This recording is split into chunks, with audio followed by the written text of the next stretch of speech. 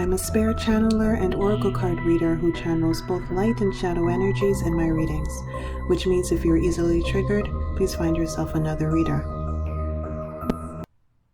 Hey everyone, welcome back. So today's reading will be on the topic of who is your main guardian angel or spirit. I'm going to be looking into their characteristics or personality traits and what they are helping you with in this journey. It doesn't necessarily have to be a guardian angel. It could be any spirit who is your main spirit, but I will be channeling information on the main guard, angel, deity, spirit, entity who is assisting you in this lifetime. So you have 5 pals to choose from left to right.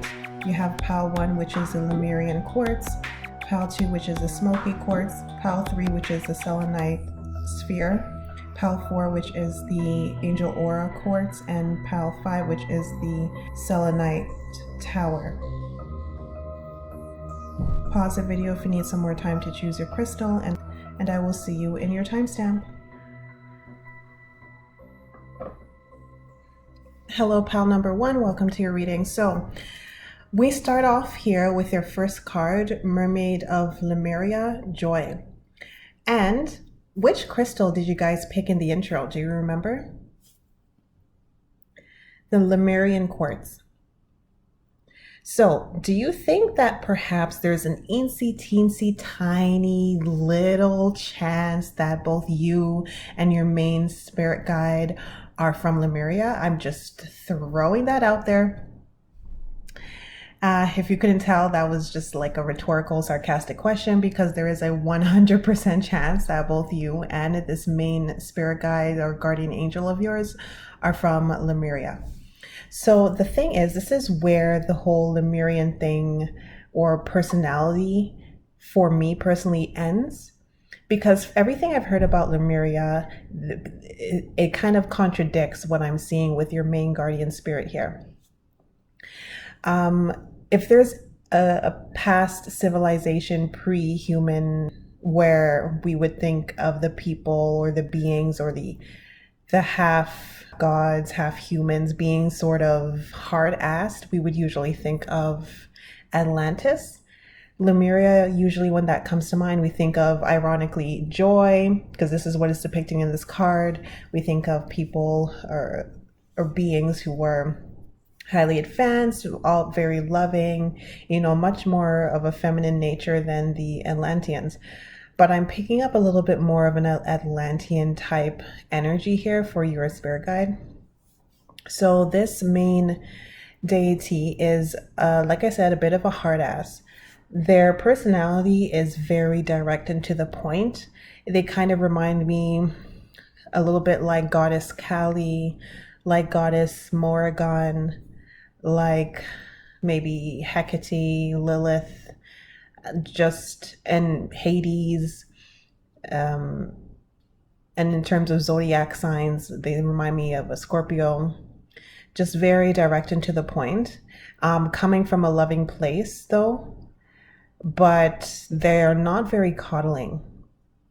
So the thing is, you are supposed to, in this lifetime, your life's mission, your life's goal is to share some sort of memories and knowledge about the esoterics or about history. It could be about, of course, Lemurian civilization or Atlantis. It could be any kind of classical civilization even. You're basically supposed to be some kind of historian slash channeler slash maybe storyteller or something like that. You're supposed to be sharing some kind of information that you're channeling or that you're researching, that you're remembering. It's most likely going to be a combination of both. Information that you're remembering and channeling, and information that you are researching and gathering and compiling, and you're supposed to compile this information and stuff like that. How do I know this? Because I clarified the Amaterasu No More Hiding card, and I got the Seven of Wands and the Knight of Swords in reverse. So definitely here there's an issue with you dismissing or barricading yourself against information. And underneath the deck, when I pulled this, I had the Two of Swords in reverse, and underneath that, I had the King of Swords in upright. And then when I split the deck, I asked, what is their career supposed to be? I split the deck, and guess what I got? The Ace of Swords. So can you see a pattern here with all of these swords? It's about you acquiring or remembering information, about sharing information. You're supposed to channel, you're supposed to remember. You may be like the spirit guide is definitely speaking to you or communicating with you in some manner, and you have some kind of issue when it comes to making up your mind about things. And that causes you to wander off your path often. It's like you get distracted, but it's not because you're an airhead, it's because you're just indecisive. You guys may very well be an air sign with all of these swords coming out and all of this indecision here. So I'm also picking up art for you guys, for some of you guys. So if you were ever thinking of maybe getting an art degree in art history, that may benefit you. So you guys definitely are creative, but there's a lot of intellectual stability with you guys. So whatever you end up doing requires a lot of research, knowledge, a lot of rhetoric, a lot of writing abilities, strong writing abilities, very cerebral. Okay. So yeah, back to your spirit guide. They're pretty darn hard-assed. We have them depicted here as the King of Cups reversed. And then next to that, we have the Four of Cups. All of this, they're coming off kind of like a stern father. That doesn't mean that they're mostly male. Let me just see. This is a general reading, so they could be, spiritual gender is more fluid. But they assist you by bringing you a lot of conflicts. When you heard me shuffling just now, I just pulled this Five of Wands. I remember I did have the Seven of Wands before. So we do have this Victory card here in reverse. We have the Storm Warning, and then we have Rest and Rejuvenation. It's like you go through a period of upheaval often, especially when you go off path, when you decide to do something that's a little bit more traditional. You're taking your intellectual intelligence and your writing abilities, your speaking, communication abilities, your research abilities, all that kind of stuff, and you're trying to take it to some kind of company, someplace more corporate. Whenever that happens, there's some kind of upheaval that the spirit guide brings. And then there's a period of kind of rest where it's like almost as if nothing happened. It's only the memory, the fact that you actually remember that all of this mess occurred, that allows you to know that you're not going crazy, because there's kind of an energy here where it's like things just go freaking crazy out of nowhere, and then they just settle down and you're just like, what in the F? It's like a storm coming in. It's like all of a sudden there's a tornado blowing through town, and then it passes, and then it's just quiet, almost as if nothing happened. And it's like every time this happens, this main guardian spirit of yours is trying to redirect your attention and your energy towards this path that you're supposed to be doing when it comes to sharing some kind of knowledge or information or an essence or a feeling in some manner of the past of your old civilization. Again, most likely Lemuria, but anything old, any old information that's hidden, that's occult, that's forgotten. This is what you're supposed to be bringing to the forefront. So your main guide is coming off a little like Mars energy, like Hades energy. You guys are coming off like Scorpios and air signs here. I'm seeing that's what I'm seeing, strong air signs and strong Scorpios, also earth signs, because there's a lot of grounding here. But yeah, to not keep this reading going on for very long because I have 5 pals. Basically, your main guardian spirit, again with this 5 of Wands, they're very chaotic, lots of upheaval. If you find that you can't take it, you may want to try addressing them directly and telling them to calm down a bit. And it's not that they're angry, it's just they're very like Zeus, very Odin, very, you know what I mean? Very Kali, that's just their energy, which it seems to be contradicting Lemuria's, but nevertheless, we have a Lemurian hard ass here who's very tough love. Yeah, and look, I just pulled the 3 of Pentacles. So there they are, yeah, helping you in the background. Everything that they do is to help you. It's to bring you back in alignment with this career path that you're supposed to be doing. This life goal, that's what you set out to do. Underneath the deck, we do have the 10 of Pentacles. So they're definitely in your soul family. But you can expect whenever to identify their fingerprints on your life, so to speak, whenever there's just seemingly random upheaval that seems to chaos, that seems to come out of nowhere, fighting, issues, conflict with people at work, you're getting kicked out of your apartment, or someone just randomly stole money out of your bank account, or you randomly get fired or let go, or you randomly get demoted, or you randomly get into this huge argument with a coworker, with a random person on the street. Like these just random issues that just pop up and then they just kind of disappear. It's to redirect, it's this main guardian spirit of yours, and they're trying to redirect your energy, your attention, because you're going off course. They're trying to redirect your attention to something. They really want to bring you information, and they want you to share this information. Like if we need to just cut it down, they're trying to give you information, because remember I did have the 7 of Wands with the Knight of Swords reversed. They're trying to give you or help you remember. And then when you're getting distracted, you're not in a position to remember, and you're not in a position to compile this information, to write it down, to continue to research it, to even draw it or paint it out, depending on what your outlet is. And this is like frustrating them. They're just kind of like, listen, you're here for a short period of time. They're just very no nonsense.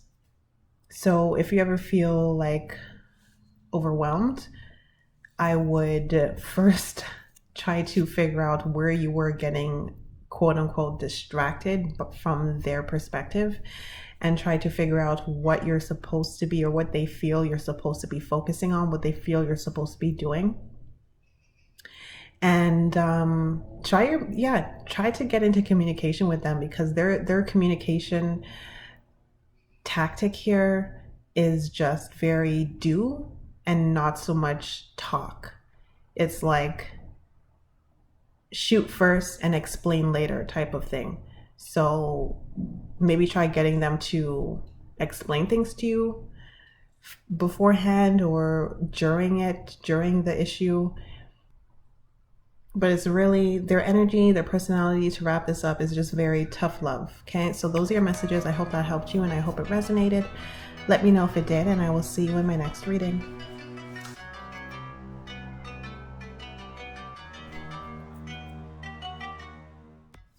Hello, pal number 2. Welcome to your reading. So you guys are a bit similar, actually, to the first group.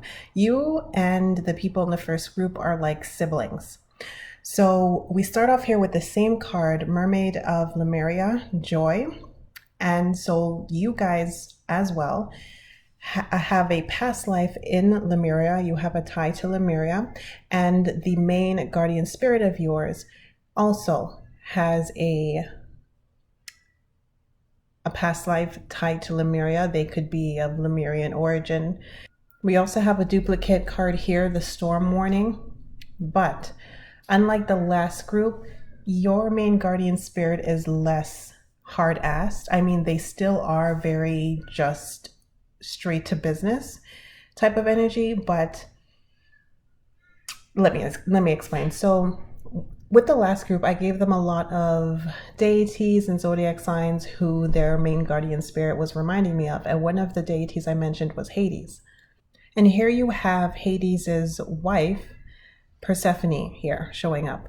So there is still an energy of this main guardian spirit being very straight, very direct from the underworld as well. I did not mention that for the other group because I was picking up straight Lemuria and it was kind of contradicting to the characteristics that we've heard about Lemurians. But you guys, I will go ahead, especially considering that we have Persephone coming out, and say that this guardian spirit is of your main guardian spirit is of Lemurian origin, and they currently reside, or their origins also consist of the underworld.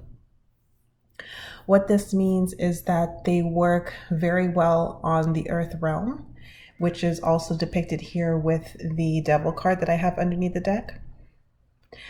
And it also means that they are not very fluffy in their approach of helping you. They're just very like, tell me what you need, or they just decipher what you need and they just deliver it. Again, it gives me kind of Scorpio energy, which makes sense. Hades, Persephone, not a lot of fluff, just very direct to the point. So your main guardian spirit here is helping you with your desires. So unlike with the last group, I'm sorry, I'm going to keep like referring back to the last group because like I said, you guys are like siblings to me. Unlike with the last group, where their main guardian spirit was trying to or continuously redirecting them to their life purpose, like specifically a type of career that they were supposed to do. And if they were going off track, then it was just upheaval and chaos. With you guys, you don't really have an actual life purpose that is set in stone or that's pre-written. It's more just about what the hell do you want? It's like a kid in a candy factory. So it's just, what do you want? What ideas do you have with this Imhotep card here, visionary? It's whatever you can visualize, whatever you can conceptualize is what you're going to get. So the people in this group, you should resonate with having a lot of good luck. Now, I'm just going to see.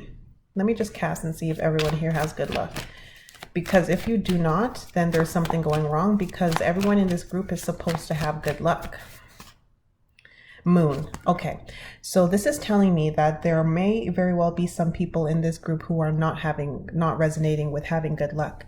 And this is only because of the limiting beliefs, the limits that you are placing on yourself, accumulated from childhood and from young adulthood, all the barriers and restrictions and bars, like goals that are like limited goals.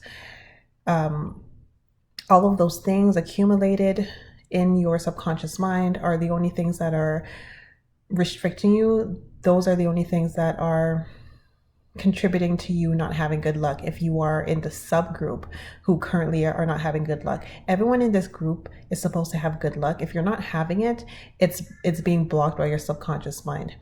And you have to look at your parents, where you came from. Did you come from? Some of you, I just heard orphan. Some of you guys grew up in orphanages, or you were adopted, or you were in group homes.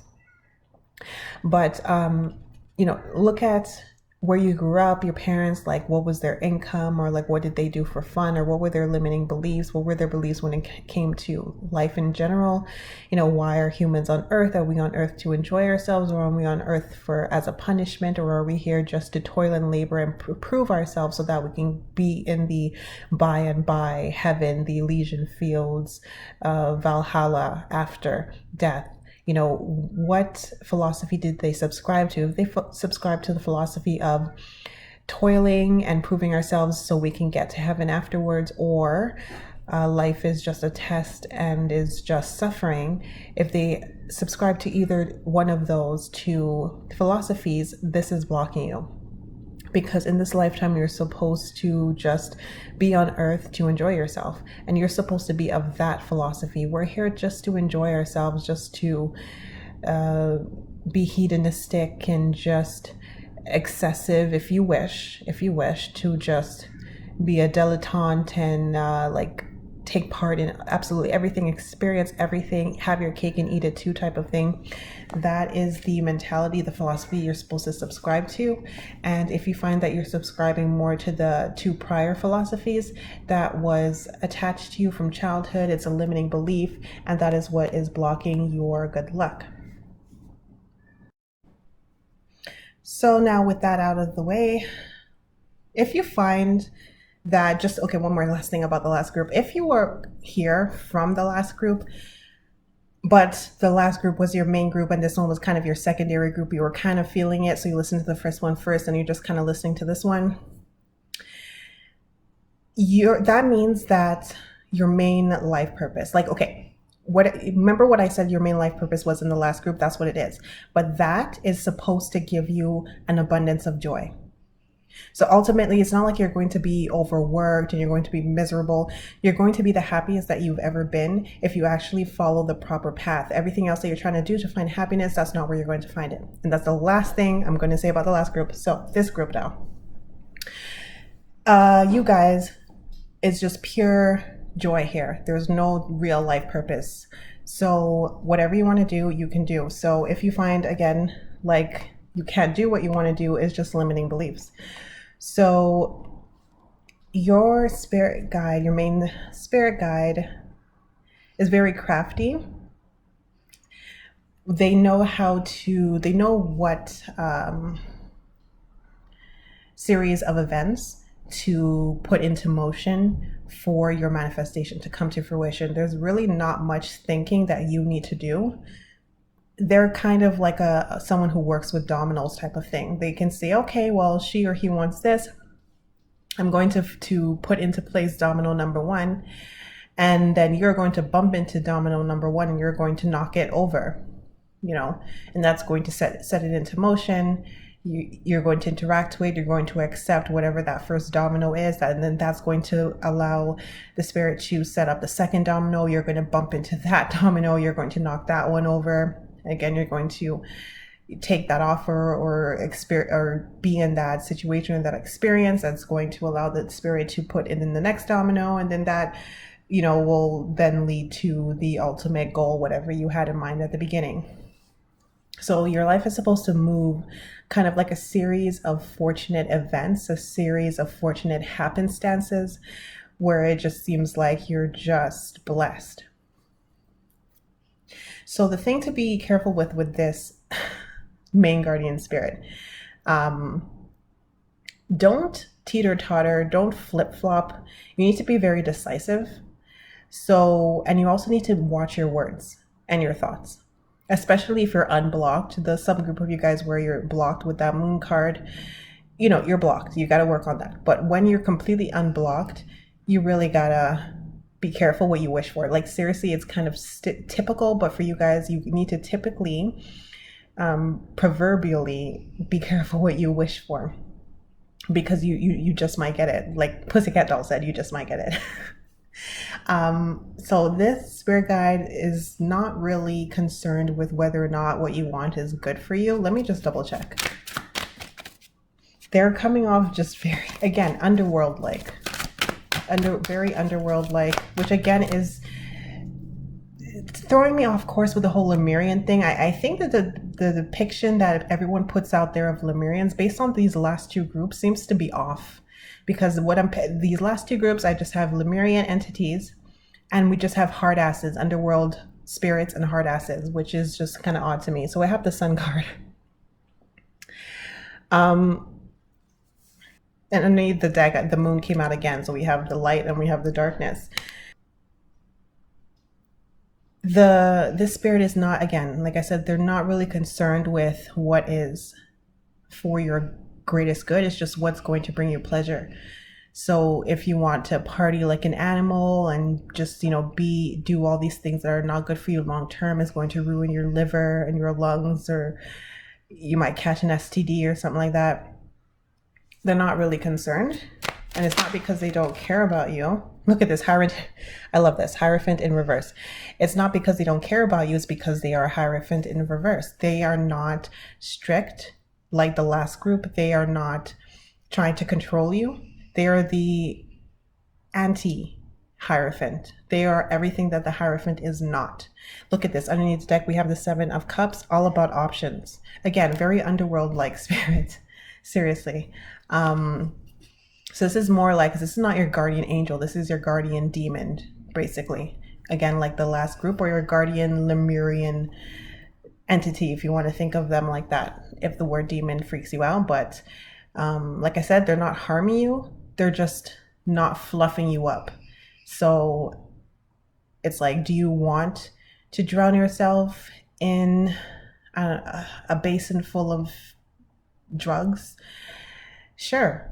That's how a guardian demon is.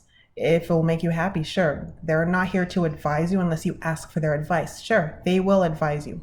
If you want help, you want advice, and you can communicate with them, ask them for advice. They'll tell you, hey, this is actually not the best for you long term. I can see where this is going to lead, and this guy that you're really into, I can see in 2 years you're going to be miserable. Not the best idea to like get married to him in Vegas. If you ask for their opinion, they'll give you advice. But if you don't ask, they're not going to stop you. If you say, oh, I really want to marry this guy, set it up so I can go to Vegas quickly and that he's going to propose to me, sure. But in 2 years down the line, when you're miserable, and that if you had asked this entity for help earlier, or for their advice earlier, they would have told you. But the good news is that 2 years down the road, when you're miserable, for example, sticking with this example, and you need help getting out of that chaotic marriage, they'll help you get out of it. So it's like a parent who will allow the kid to get into any kind of mischief that they want to, but it's the same parent that's going to help the kid get out of it.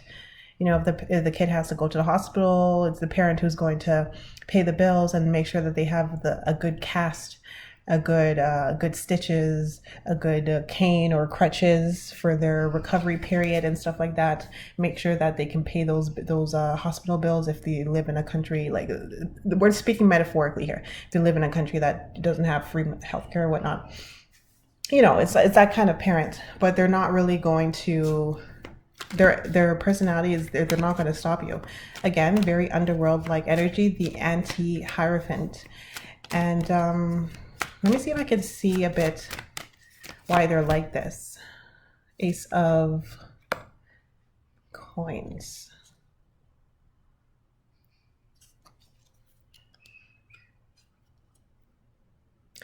In this, did they share a past? Let me see if you guys shared a past life together. Wow, I got the Five of Wands. That came out quickly. I'm going to put it back in the deck, but that card came out with the last group. When I tell you, you and the last group are like siblings, seriously, okay, I know I said I wasn't going to talk about the last group again, but let me just say this.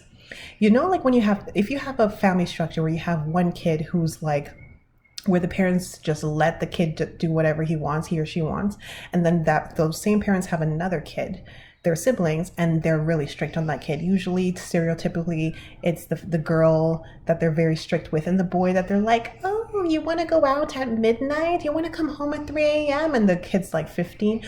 Oh, sure. And then it's the daughter where they're like, you have to be home by 8 type of thing. Like, if we're gonna, the strict, they're going to be strict. It's like almost like kind of like the same parent. And they're strict with the first group, and with you're the kid who can like go out at midnight and come home at like 3 a.m. and you're never going to get grounded. So let's see if you guys had a past life together. Because there's something here about in your past life you weren't able to have all of this fun. No, you guys did not have a past life together. I do have the Three of Wands in reverse underneath the deck. It's like you guys didn't cross paths, but I'm picking up that you guys were in the same place. You guys both, I think, had past lives in Lemuria, but you didn't cross paths. You were like from different generations. So in this past life of yours, let me just take a look quickly. Hermit. You were alone. Look, underneath the deck we have the Hangman. Listen. this past life, most likely in Lemuria, but it could be anywhere, you were kind of stuck. Some of you guys may have even been like a clergyman or a like someone in the church, or someone in like a professor, someone who devoted their life to study. That wasn't a past life. So you were more reserved and conservative and more concerned with spiritual knowledge and intellectual, knowledge and stuff like that in this past life. I think people did look up to you a lot. You had a lot of responsibilities. You were like the wise counselor type of thing. You weren't able to be reckless in that past life. So in this one is just like you allowing you to just be reckless and do whatever the hell you want to do. Yeah. Here we have the Queen of Cups. All the things that you couldn't do before in your past life. This past life, I really feel like most of you guys were male, but whatever.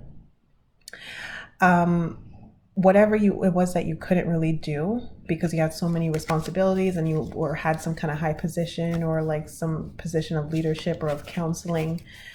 You may have been a monk, something along those lines. You had to kind of sacrifice for people, and it's not. Most of you guys, it's not like you were forced into it. It's what you really like to do. But at the same time, when you got to old age, you were kind of regretting that you didn't really enjoy your youth. Yeah, here we have the Five of Swords. You were regretting that you let your youth pass you by and you didn't do a bunch of stuff. It's like, yeah, you accumulated this, maybe you wrote some books, you accumulated a lot of knowledge, you helped a lot of people, that kind of stuff. You accomplished stuff, but there was stuff here that you didn't get a chance to do.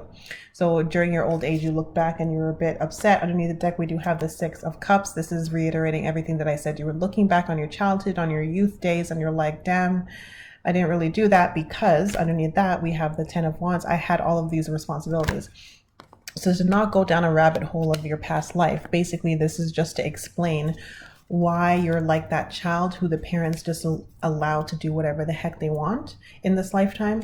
So this is the way your main spirit guardian is.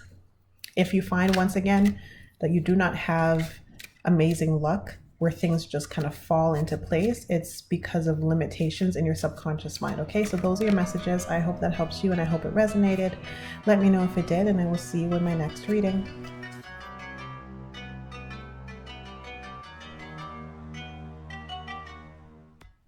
Hello, pal number 3. Welcome to your reading. So I have to admit, this is actually my second time filming your particular pile, because your guardian spirit is very elusive and ethereal. And I wasn't, with my Virgo moon and me being so analytical and stuff and self-critical, I didn't really like how intangible your reading was. So I took a long break for hours, mainly because I was doing other things and I just lost energy. And I decided to come back just to do this reading. And then I'll finish the other two piles later. But these are new cards. I'm still getting the same energy pretty much. Less emphasis on the past life in this spread. But I'm still getting the same elusive, ethereal energy. So I'm just going to have to give you this reading with what I've got. So your main guardian spirit, significantly less tangible than the last two groups. This spirit is a feminine energy. They exude and work with the feminine principles of nurturing and healing and love and that sort of stuff. Very Kuan Yin type energy. And in the last spread that I did for you guys, in the last reading that I scrapped, you also had Mother Mary. So that kind of energy, that Mother Mary, that Kuan Yin type energy is what this your main guardian spirit embodies. Now we start off here with these two cards. We have this cold water of the Sedna card, and then we have this hot fire of the Pele card. So they're kind of contradictory, but what I'm seeing here is that your guardian spirit is assisting to get all of the core desires out of the shadows. They're buried. They've been buried for past life after past life after past life. And to the point where you don't exactly know who you are or what you want. So you may resonate, or you very well should resonate with being super confused about, if not, well, who you are to a point. You know who you are to a point, but beyond a certain point, you can't really figure yourself out. And you definitely don't exactly know what you want. You might be very hot and cold, where one moment you're very enthusiastic about a prospect, and then maybe a couple days, couple weeks later, you've lost almost all interest in it. So you may find yourself bouncing back and forth or around and around between, say, majors in school. Like, what do you want to major in?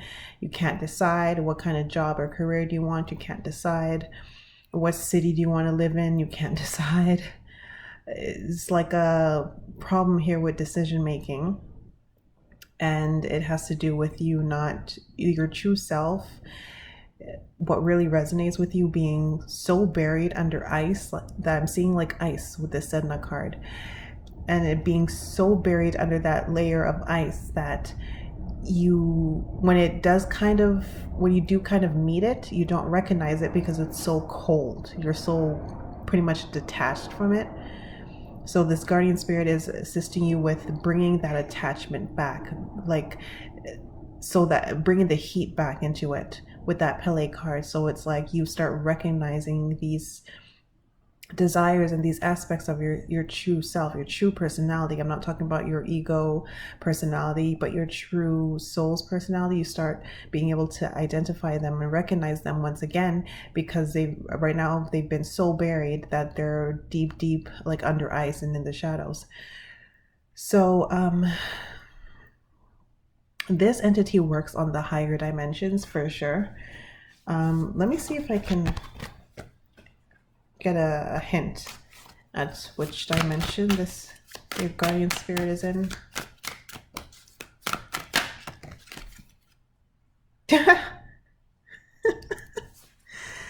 I can't, like, when I tell you this spirit is so elusive, I tried to get like a number from the cards, and I got a court card that's obviously numberless. Like, the only cards in tarot that don't have numbers are the damn court cards, and I get one.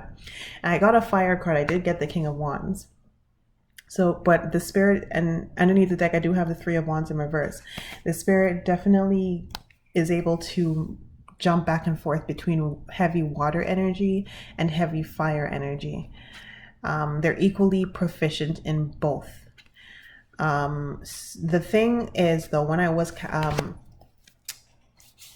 shuffling, I did hear the number 6, so I'm going to stick with that. I do believe for most of you guys, this guardian spirit is in the 6th dimension. I did not pick up such a high dimension with the last two groups. Wow, I just got 2 3s plus, wow. Oh my gosh. So remember how I had the 3 underneath the deck? Now at the back of the deck here, I have another 3. Underneath the deck, I have another 3. Underneath that, I have another 3. Then I have a court card again. Then I have a 6. And then I have another 6. 3s and 6s. You're in the 3rd. The entity, main guardian spirit, is in the 6th. Period. That's what it is. You're in the 3rd. They're in the 6th. The thing is that the 3rd, the 6th, and the 9th, and the 12th are like reflections of each other in a way. So the 3rd is essentially the shadow of the 6th. So what I am seeing from this, though, especially with that synchronicity happening there, and also in alignment with what I picked up in your last spread, where I did say in that last spread that this is your last incarnation here. What I'm picking up, and I didn't mention a lot in that last reading, how you're here to heal old traumas, and so that you can ascend to different, more advanced and higher dimensioned star systems and higher dimensions. And I'm sticking with that. But in this reading specifically, I'm going to give you the number 6. You are graduating not from the 3rd and just like floating around in the 4th, like every human who's stuck in samsara is. You are jumping from the 3rd to the 6th, or graduating, I should say, from the 3rd to the 6th. Basically, the only thing that stopped you the last time I'm picking up from me being able to graduate directly into the 6th is trauma, past life trauma that was weighing you down, that was too heavy. Now, in the last spread, I did get a lot to do with love in the past life. I have no love cards in this spread, so I'm not going to spend too much time on that. But what I did say in the past life, a lot of your trauma appeared to come from unreciprocated love. And I also mentioned for you guys to be very careful with narcissists, both friends and romantic partners. You will attract them in this lifetime. So be very, very vigilant. You guys are also highly empathic.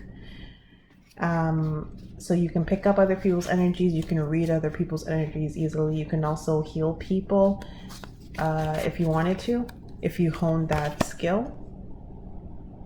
Now, I just pulled this Justice card. There's definitely a rebalancing here that's happening, and I'm seeing this as like a graduation again. You know, when the judge slams the gravel down, the final judgment is passed. This is the final sort of rebalancing of karma, old karma and trauma, so that you can just move on to the 6th. So this spirit, main guardian spirit, again, very ethereal, very feminine energy here, very nurturing. Now, let me see if I can get some more information. Okay, I had some cards fall out.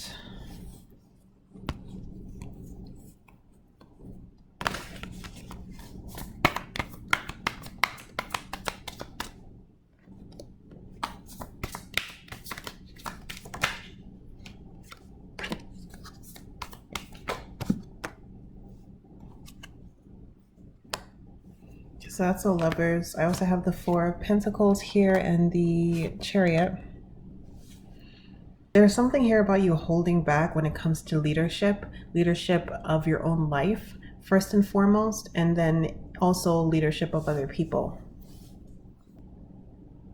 This entity is trying to get you to take leadership of your life again. There's something here about you usually taking a back seat. This is a pattern, I believe, from your past lives. You were always successful that way in your past lives when you took the secondary and tertiary seats. In this lifetime, you may resonate with not really having anyone you can count on to help you, to really, really help you in a major way. We're not talking about little things. Like, of course, you'll have people who will help you in little ways, but basically, you know, in layman's terms, you're not going to have like a wealthy like sugar daddy or something, or I don't see you like maybe winning the lottery or just having lots of strokes of amazing good luck. There's no luck here in this lifetime, and it's because you need to create your own luck. You need to take the reins yourself. So this entity it's like they're helping you, but they're less hands-on like the last 2 groups. The last 2 groups, that entity was very, very hands-on. This entity here with this Ace of Wands reverse is giving you the raw material, the ideas, you know, they're helping to point you in the right direction, but they're not actually helping you to do anything in the mundane 3D realm. This is all very emotional level, all very emotional body level. So this is where this spirit is helping you. They're helping you with your emotional body. They're not helping you with anything mundane, practical, survival. They're not helping you with this. So if you find that you're having issues of the lower chakras, so like shelter, finances, and that sort of stuff, you would have to do, well, first and foremost, you would have to heal whatever this blockage is that's been carried forward from past lives. But to get immediate assistance, you would have to enlist the aid of another entity, or use enlist the aid of maybe other magicians, other practitioners. You're going to have to actively do stuff, including things in the spiritual realm, in order to get assistance with the mundane. So you're not going to get like the last group. That was the group where they just get like lucky circumstances. They just think of something and then boom, things start to fall into place and they just kind of happen. You guys, this does not happen at all. It's just blank here. It's just a desert land. It's just this. Your main guardian spirit is not concerned with the mundane at all. The mundane doesn't even exist to this person, or this entity, I should say, because they vibrate at such a high level. They're so removed from the third dimension that the mundane is like a pitiful kind of juvenile shadow to them. It's like going to a 1,000-year-old vampire and asking them for something just so insignificant, like, hey, can you help me with my math homework? 1,000-year-old vampire. It's like, that's what you're asking a 1,000-year-old. It's so beneath them type of thing. But there's not a level. This isn't snobbishness. If I get with that example of the 1,000-year-old vampire, if you guys ever watched any kind of, vampire fictional television shows and movies, you may think of that snobbish, aristocratic, or type of. No, it's not that with this entity, but it still is kind of beneath them in a way. This is not what they're concerned with. So you're not going to have any help with anything mundane.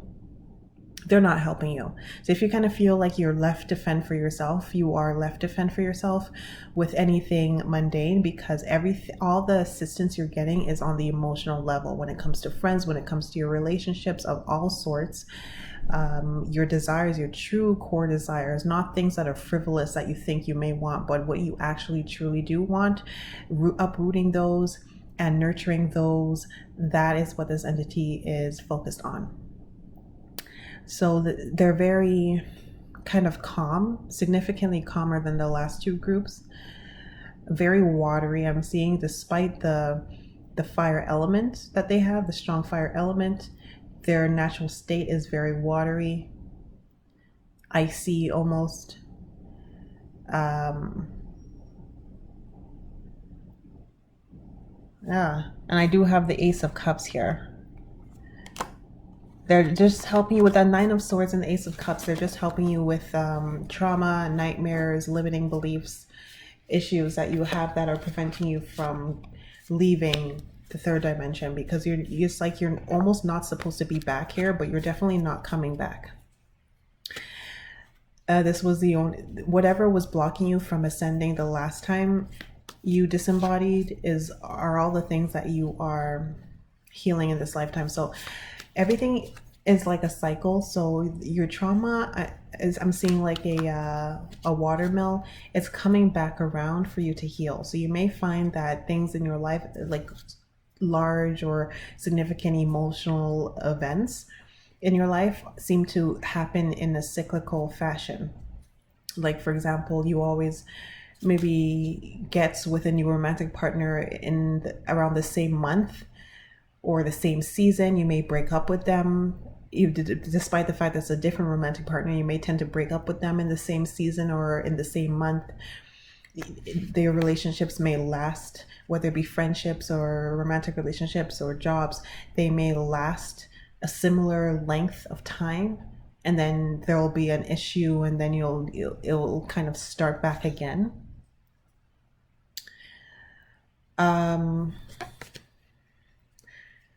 So this is the best I can do with this spirit. They're very ethereal. That's really the best way I can describe them. Just very ethereal and nurturing on the emotional level, and they're not concerned with anything else at all. Anything to do with your true love, and I mean, I'm not talking about romance, just anything to do with your true love, what you truly love is what they're concerned with. Everything else is irrelevant to them, immaterial to them. They're blind to it. You're not going to get help from them for anything else but anything emotional. That's the only time they're really helping you. Mind you, if you heal the emotional traumas and blocks, other parts of your life will open up. But again, I still am seeing this cycle here where it's like the emotional triggers and blocks come back around for healing again. So say the first time it comes around, you heal it like 8% and it moves back into the shadows. And then by the time it comes back around again, let's say it comes back around in a year, you still have that 92% to heal. So you've got to do that again and say that time around you only heal like 6% of it. It moves back into the shadows, and when it comes back around, you still have all of that to heal. So it may really feel to you, it should feel to you guys in this group, that issues, strong emotionally upsetting issues just keep repeating themselves. And if you were ever keeping track of the dates when these big emotional issues happen, the exact dates or the months or the seasons, you will find a pattern. You should find patterns. Okay, everything in your life is very cyclical. So you're always perpetually dealing with issues, emotional issues. They come up in different forms. They look slightly different, but it's always at the core. The signature, the energetic signature, you can feel it. You're empathic. It's like the same crap. You may find yourself declaring, why does this shit always happen to me? Why is this happening again? This is exactly why it's happening again. So yeah, this entity, they're simultaneously nurturing and cold. Simultaneously. It's like that kind of cold mother who's going to help you, but they're not going to coddle you. So what I keep saying that the spirit is nurturing, they're not coddling though. They're not coddling.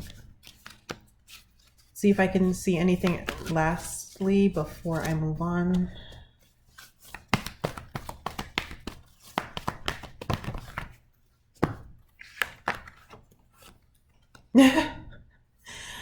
Wow. We have the door to personal healing and happiness. Kind of came out in reverse, kind of not. We have the broken heart.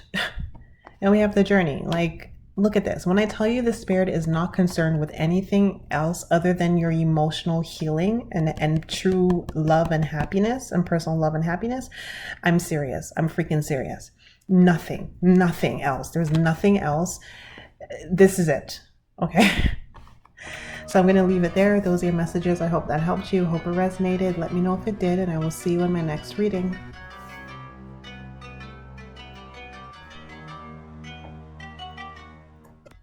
Hello, pal number 4. Welcome to your reading. So your main guardian spirit is actually a friend from a past life.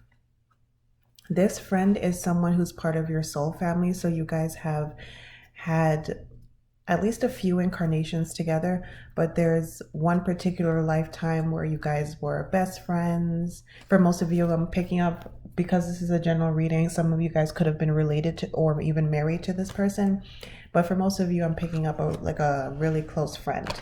Now, soul-wise, like I said, you guys are from the same soul family. So You guys are very similar to each other. Your energetic signatures vibrate at a similar frequency.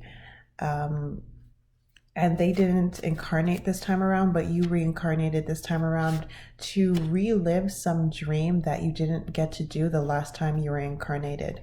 So there is some dream, some creative dream of yours, some creative goal that's it might be buried. For most of you, I'm picking up that it's kind of buried, but hopefully there are some of you guys who are actually living out this dream. But there is definitely something in particular that you really want to do. And this is not a coincidence, because this is something that you wanted to do in your past life. And it's actually the past life that you spent with this main spirit guide of yours. And for whatever reason, you could not do it. So I'm going to cast a few cards just to get, well, calm down, cards. Okay, I'm going to cast a few cards to get some information just on that past life, and like maybe what it was and why you couldn't do it. I'm not going to spend too much time on that, but I feel like it's important in this reading. There was one other reading where I felt it was important as well to kind of go into that, the past life as well. And this is another reading where I feel it's pretty important. Okay, we have a lot of swords. Oh my God, they're all swords. They are all swords. And underneath the deck, we have another sword. We have the 3 of a sword, and underneath that, we have the 6 of swords in reverse. Wow. And funny enough, underneath here, this is the Knight of Swords. You'll see it when I remove these cards. So definitely a lot to do with communication. I'm going to go out on a limb and say that whatever it was that you guys wanted to do in this past life, which correlates to what you want to do in this lifetime, has to do with communication. Could be writing, could be acting, public speaking, but yeah, a lot of communication here. Yeah, here we have someone who definitely wanted to study more, accumulate more knowledge, or share more knowledge or teachings and stuff like that, but they were restricted with this 8 of Swords here in reverse. 7 of Swords. It's like, I think in this past life, for a good chunk of you guys, someone stole your idea, or they stole your position, or they stole something from you that prevented you from being able to do it. So there's a lot of mistrust here between you, and there's someone in this past life, not the spirit guide here, but someone else who stole your dreams. They may have imprisoned you. They may have outright stolen your idea. Say it was a manuscript. They may have stolen it and published it under their name. And there was no way to prove that you were the one who wrote it. For some of you guys, I'm picking up you were a female in your past life, and there was a male who stole your idea, your invention, and he's the one who patented it. Some of you guys, like I said, I did mention imprisonment, but some of you guys may have been slaves, and this is where you would have had a master steal your inventions. So this is something about inventions or communication, writing, inventing something, learning, higher level learning, everything to do with the mind. This is what it was in this past life, and this is what it's going to correlate with in this current lifetime as well. So you did have some opportunity or some idea directly stolen from you, like seriously. And you, as a result, you weren't able to do it. Let me just see finally if I get a little bit more information on how, this is a general reading, but 3 of Cups. It was people. There were a group of people, okay, who took this from you. And yeah, so it could vary. Like I said, it could have been you were a servant or a slave, the master took it. Could have been you trusted a group of friends. You guys were working on a project together, and they at the last minute cut you out of the project, and they went ahead and published it.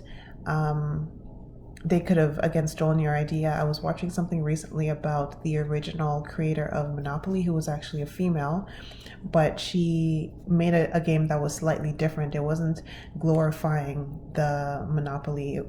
It was called the Landlord's Game, and it was sort of bringing to light the underhandedness of the way that the economy worked with landlords and that sort of stuff. And she basically had her idea ripped off and renamed as Monopoly. So something like that definitely could have happened to you. And she actually had the rights to her game purchased from her for something very cheap. I think it was $100 or $200 or something ridiculous when you consider how much money that the new game ended up making. So something along those lines.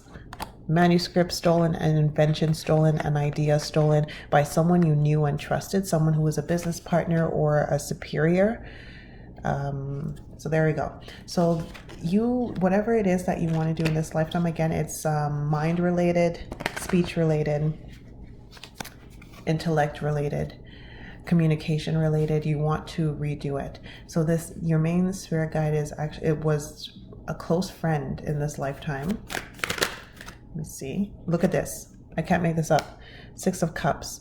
They were a close friend in this lifetime. You guys, some of you guys, it may have been a sibling even. You guys knew each other from childhood. But I'm picking up mainly friend. 4 of Wands. You guys grew up around each other. You either went to the same school or you grew up in the same neighborhood, or if they were a sibling, you grew up in the same house. Okay? So you guys definitely knew each other from childhood in the past life. They are helping you to be able to live out this dream in this lifetime, and also to prevent you from falling back into the karmic trap of trusting people you're not supposed to be trusting and losing rights to your ideas. So be careful of having your ideas stolen, because it already happened, it could happen again. So just be careful with that. I really do feel like the spirit guide is going to alert you to anyone or any business deal or any collaboration that it will end badly. You should always ask this spirit guide. I'm picking up, for most of you guys, it's a female, someone who is more in the feminine energy, but general reading here.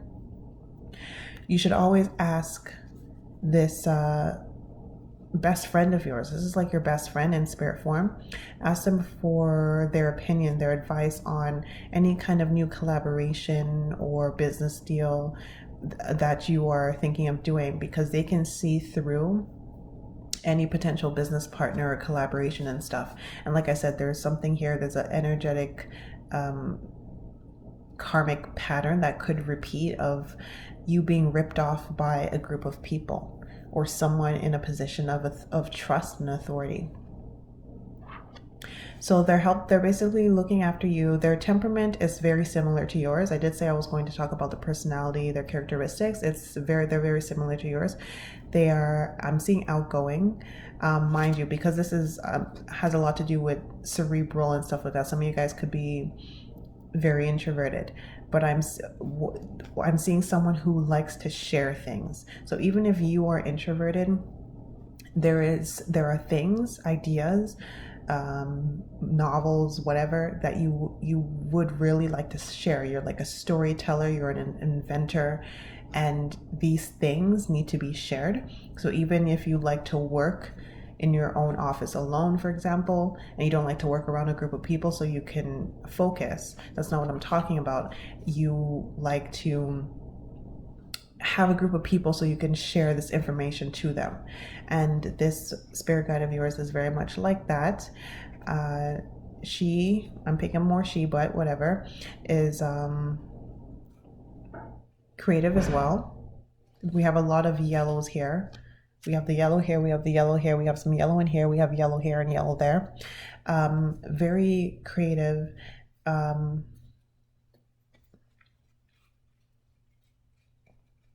seeing rather kind and trusting. I did have some previous pals where their main spirit guide was rather harsh and direct, and tough love. This spirit guide is not like that at all. She is very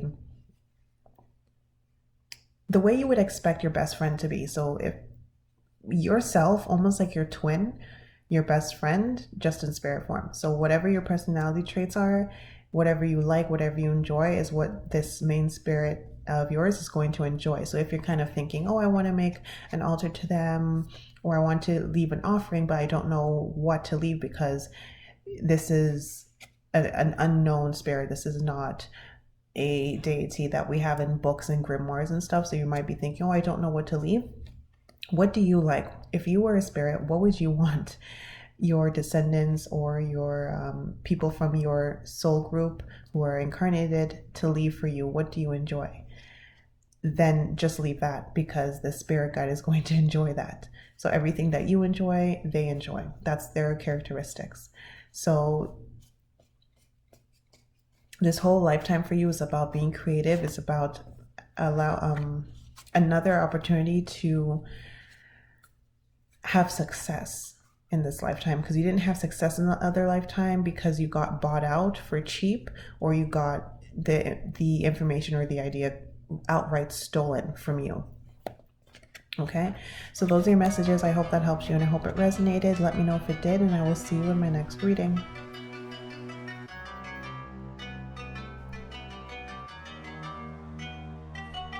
Hello, pal number 5. Welcome to your reading. So your main guardian spirit is actually a transient one of heavy masculine energy. In the previous groups, I've said, when the entity was more exuding masculine energy or feminine energy, and there was always a little bit of wiggle room. But with you guys, there's absolutely no wiggle room. This is absolutely 100% a masculine energy entity. One who, if they were incarnated as a male, one who usually would show up as a male form if they were to be evoked. They just exude pure yang energy here. Now, before I get into your reading from my own words, I actually want to read you a small paragraph from this Thoth section in the guidebook, just so you know that I'm not talking crap. This is actually what's going on here. So you can hear it directly from the author's mouth from one of these cards, and basically what I was picking up in this entire reading. So here we go. You're healing wounded masculine energy, which shows up frequently in men, but can be present in women or other gender identities. Examples of wounded masculine energy are fear of being vulnerable, living in your head, inability to be present, numbing yourself with addictions, being ego-driven, controlling or dominating others, and emotional unavailability. So you hear it directly from the horse's mouth. So let's get to it. You guys have a wounded masculine energy. Most of you guys in this group are males, but like the guidebook said, and also because it's a general reading, a lot of you guys could be females. The ones who are females, I'm very specifically picking up that you had an issue with your father or a father figure growing up. He was either absent or abusive, neglectful, or something like that. Whether that be your biological father who was absent, then you had a stand-in, or you had no one, or etc., etc. Of course, the males in this group could have had similar experiences, but for the females, I immediately picked that up. So I'm seeing a group of people here who are, how do I say this? Not living up to their full potential, and it's because they feel like, what's the point? They're very pessimistic about life and about where their life is headed. They don't see the point.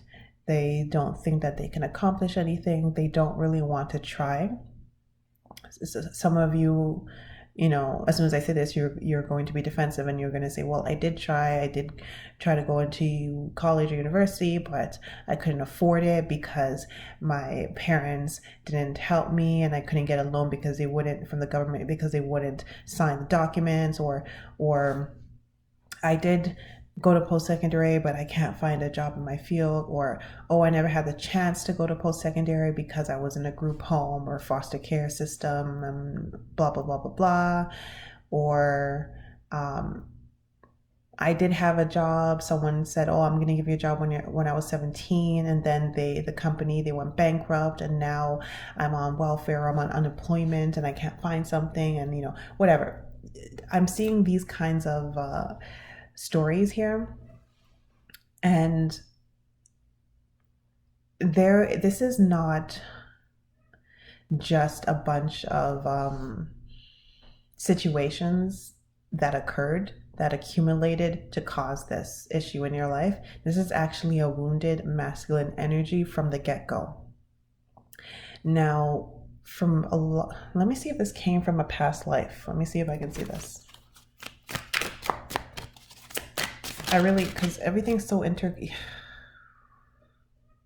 yeah. Okay, it definitely did come from a past life. I do have the Six of Swords in reverse, and underneath the deck I do have the Hermit. That shows me that you came into this incarnation, with it being in reverse is showing that it came from the past incarnation. With the Hermit underneath the deck, it's showing that it was already ingrained in you. So you already had some kind of wounded masculine energy from your past incarnation that came and played out in this one. So if you're blaming, your absentee father, your alcoholic father, or your mother who had abusive boyfriends in the house and stuff like that, yes, that's definitely part of the problem, but that's not the origin of the problem. When you go to a psychiatrist, psychologist, or whatnot, they're going to point to that as being the origin of the problem, which, yeah, that's the origin of the problem in this incarnation, but I'm telling you that this is actually coming from a past incarnation. Now, because I did this with some of the other groups, I'm going to just take like 2 minutes to just see if I can look into this past incarnation that caused this problem. I'm not going to spend too much time on it because this is not what this reading is about, but there were some past groups where I felt it was important to look into the past incarnation that was connected to you and the main spirit guide. And I'm going to do that with you. Okay, for your past incarnation is weird. It's not as clear as the other groups that I did a small past life reading for. There's something here about a family being broken apart, and being broken apart for money, something to do with money, secrets, and religion, because to clarify the High Priestess in reverse, I pulled the Hierophant. And there's something here about someone looking at their options and deciding to break up the family. Let me see if I can get some more information. What is this?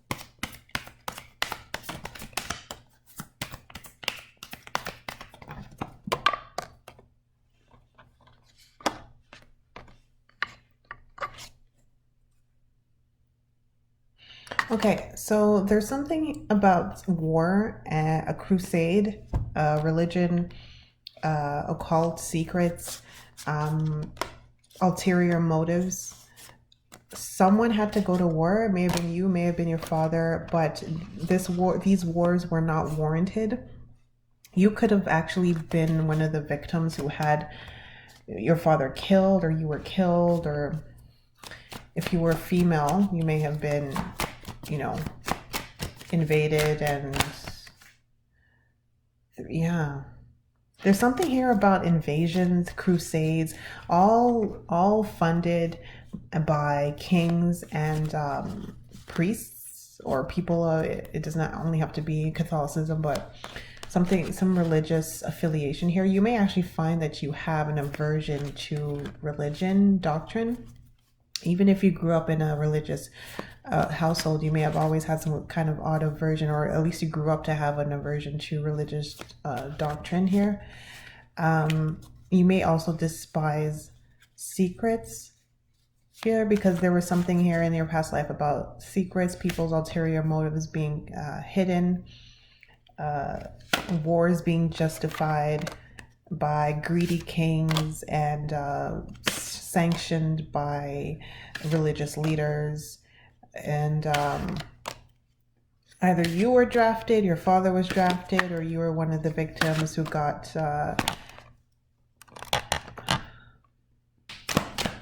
so this is the only group where I'm getting I went and I got the past life cards to get some more information, because I can't tell. Sorry, I'm looking at the cards simultaneously as I'm speaking. Sorry.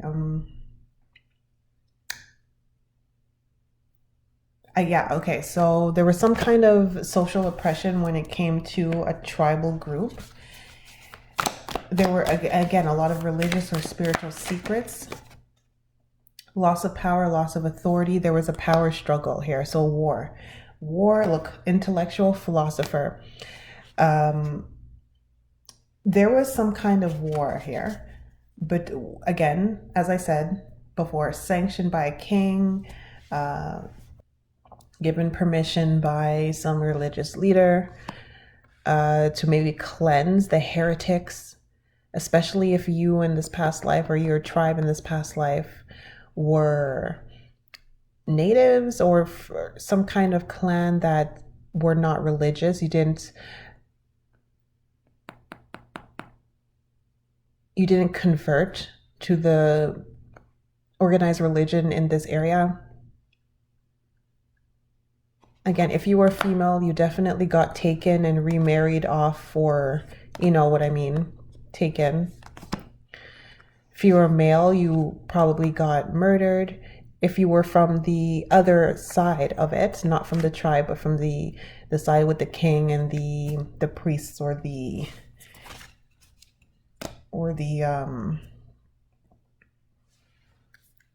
look, I have religious devotion, or from the imams or whatever empire this was, Holy Roman Empire, Ottoman Empire, whatever the heck this was.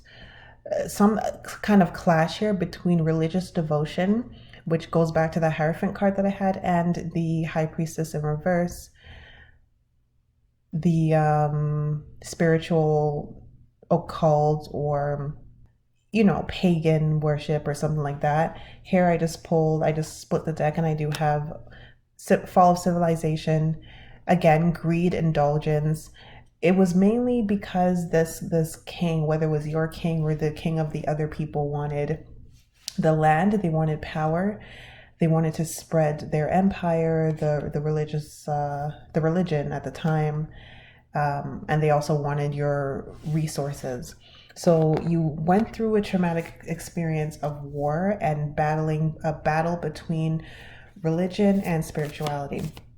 So since you're on a pick a card reading, I'm going to assume that you were most likely, it doesn't have to be, but most likely, most of you guys were from the smaller tribe who were pagan of some sort.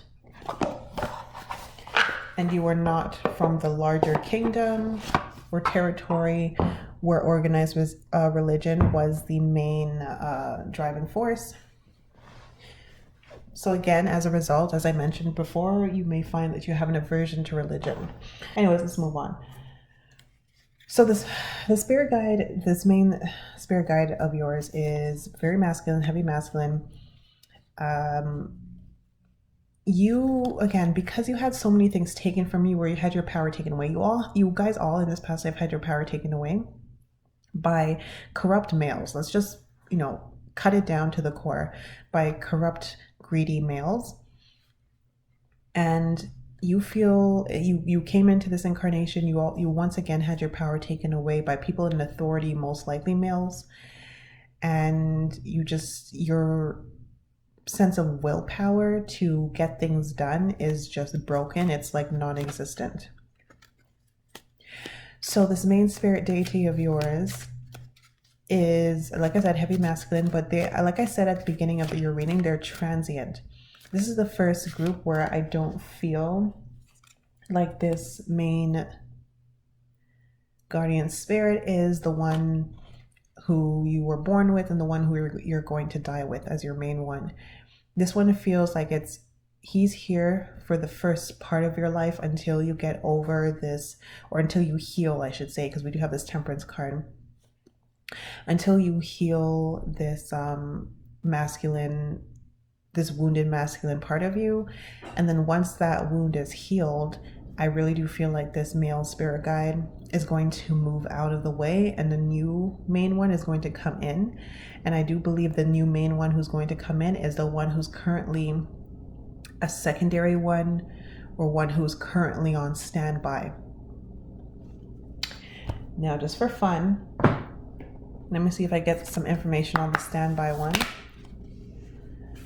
Aha, love this, love this, love this for you. Look at, guys, look at this beauty. Look at this. Look at this. Look at this. Look at that. This is just gorgeous. The one who's on standby, feminine energy here. We have this Aditi expand your consciousness, all about feminine occult knowledge. Mother Mary, emotional healing, all about feminine nurturing. Then we have Merlin, again, cosmic knowledge. Guys, in this past life, you guys were in that smaller tribe who had the cosmic knowledge. You had the knowledge of the other dimensions, of the cosmos, of the universe. You were pagans of some sort, maybe druids even, because Merlin was a druid, you know. Funny enough, we do have Mother Mary, so she was religious. But this is, again, she's here about healing the emotional trauma that religion would have inflicted on you. So in the next part of your life, the next phase of your life, after you heal this wounded masculine part of you, you're going to be in this kind of feminine energy where you're actually going to be more into the occult than you and paganism than you currently are into right now. So even if you feel like, oh, I'm into it right now, you're just kind of hitting the surface. Later on, you're going to get much deeper into it, because it's like almost going to be like a second chance for you to practice and to learn in peace, where you're not being persecuted. So there's still a little bit of skittishness of people finding out that you're watching pick a card readings, or that you have your own tarot deck or oracle deck, or that you speak to people, you have friends who are into these things. It's a bit of a kind of skittish energy for you still. And once you heal that masculine part of you, the wounded masculine part of you, you're going to be much less skittish about the whole spirituality, new age kind of cosmic knowledge, occult, esotericism topics. And you're going to be much more, some of you guys I'm seeing, you're actually going to help people in this area. You're either going to have some kind of healing ability yourself, or you're going to be doing some kind of work in this area. Most of you guys, whatever you end up doing the next phase of your life, you're going to be drawing on this cosmic knowledge, again, that you're going to be mostly remembering from your past. So this masculine part of you guys that is broken, that needs healing, it's blocking you from completely channeling the remembrance of the information that you had in this past life, because of all the trauma attached to it. Because, like I said, you were ostracized, you were an outcast, you were persecuted, you were killed, your people were killed, murdered, raped, enslaved, and it's blocked. So if you kind of feel like, oh, I'm not psychic, or oh, I'm not a channeler, or oh, I'm not really spiritually inclined, I just like watching these pick cards because I like watching and getting information from people who are spiritually inclined, because I can't do it myself. Well, you can, but not right now, because you're still blocked off from it. Once you get over this hurdle, once you heal this part of yourself, you're going to be able to rechannel all the information that you had previously. I did the deck kind of split in my hand, and I do have the Hermit. So it's like you have all this information in you. You're going to be almost a completely different person.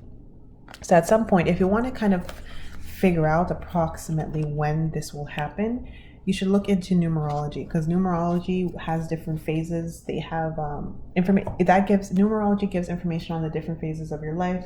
I can't remember exactly what they're called, but I think it's between certain ages. I think up until 29, you're in a certain phase. Then you're in another phase that's headed by another number. Then I think there are 3 or 4 major phases in everyone's life that are headed by a different number, or it could be a repeat of a number, it depends. If you find those numbers, one of those numbers later on in your life should line up to maybe a number 7, maybe a number 3, maybe a number 1 or 11.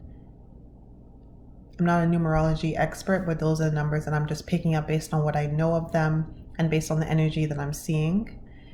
You should maybe have one of those numbers or something of a similar energy in the later parts of your life, and you should be able to see from numerology approximately around what age you should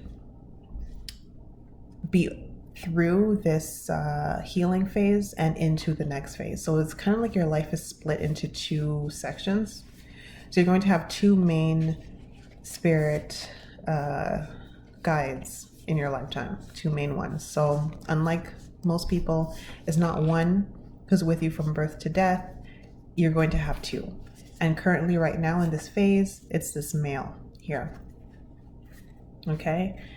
So the personality traits or characteristics of this male, again, or this male entity, again, very heavy masculine energy. But they're not like aggressive or anything like that. They're simultaneously nurturing. They're patient. They also like to send you messages. They may also help you heal through music, because we do have Apollo here. So if you ever find that you like writing music, or you like listening to music and you feel calmer after you listen to certain artists' music, then continue to listen to those kinds of music. If you've tried maybe playing certain musical instruments and you find that you feel calmer while you're playing, continue to play. Also reading, because we do have Thoth here. He's the one who gave us all the tablets, so he wrote a lot. So you may also heal. This entity may be helping you heal through, I'm seeing mainly music and written word. Could also be poetry, any kind of written word, novels. I did kind of split the deck unconsciously, and I got this Hell card, end of a cycle. So like I said, this entity is with you for a current cycle, and they're here to help you end this pain and suffering that you went through previously, that you brought over. And again, like I said, it got repeated in your early lifetime. The trauma got repeated. In this lifetime, you're meant to end that and to rebuild yourself in the second half of your life. So until you heal this wounded masculine part of you, be prepared to have issues similar to what I read at the beginning of your reading in the book. Let me see if I can find it again to read it quickly. Examples of wounded masculine energy are fear of being vulnerable, living only in your head, inability to be present, numbing yourself with addictions, being ego-driven, controlling or dominating others, and emotional unavailability. Also, keep in mind that, especially if you're a female or if you're a gay male, you may end up attracting partners, romantic partners, who embody these kinds of energies. They're either really only living in their head and they're not really ambitious, or they're overly ambitious and egotistical, maybe narcissistic. They may be into drugs, alcohol, or other addictions. They may have sex addictions and stuff like that. They may be very controlling. They may be abusive, domineering. They may be emotionally unavailable, so they may have an inability to commit to you. Keep that in mind. That may very well pop up. And don't try to force any kind of relationship in this phase. In this healing phase, I highly, highly doubt that you're going to find a spouse, a long-term partner who you're going to be with forever. Like if you end up getting married during this phase, I predict that you're going to be divorced when you begin the second phase. So I wouldn't try to rush any kind of commitment, because it's not going to happen, or it's going to most likely be doomed to failure once you transition out of this phase. Also, depending on who you end up with during this phase, if it's someone who's toxic and not great for you, they may end up hindering your healing process and extending the amount of time that you're going to be in this phase. Okay, so that's pretty much it. Those are messages. I hope that helped you. Hope it resonated. Let me know if it did, and I will see you in my next reading.